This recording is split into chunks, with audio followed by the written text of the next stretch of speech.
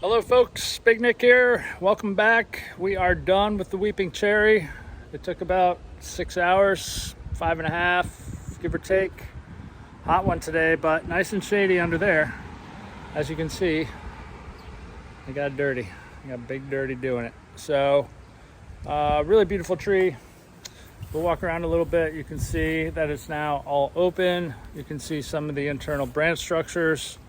The airflow can get in and out. The branches can sway. We went inside earlier, so let's go back in. And right against the house here, I opened it up. And there's the inside. So now you can actually see all the way through it. It's beautiful.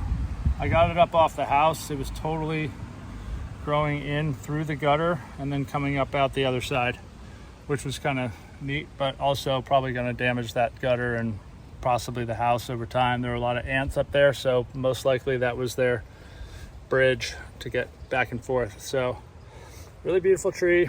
We'll come back out to the other side. See behind me. So from every angle, you can see a little bit into it. It's not totally open, but you got that gracefulness, and that internal architecture of the branches is what half of the beauty of these weeping trees is. So we want to exploit that. We want to show people that having it open is great. You want to have it open, look good, stay out of the sun.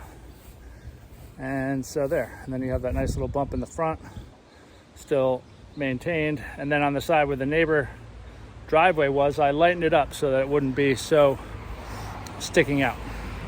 So really beautiful specimen tree. Love doing these, love doing the weepers. If you have any weeping trees or any trees in your property, as you can see, azaleas, time to do. Spireas, time to do. Rhododendrons, time. So anytime, early spring, good time to do some pruning. So give us a call here at Ornamentals LLC, and we will talk to you on the other side.